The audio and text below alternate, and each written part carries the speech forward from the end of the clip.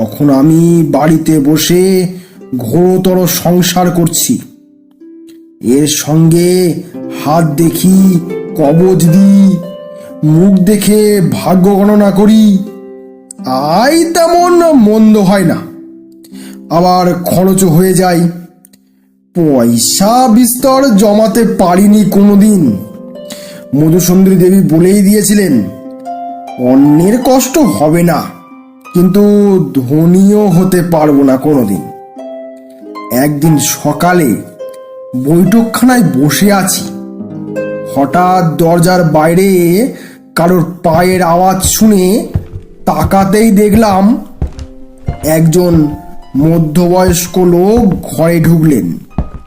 কাঁচাই পাকায় মেশানো চুল, বেশ বলিষ্ঠ ধাঁচের, মাঝারি গড়নের চেহারা, পরনে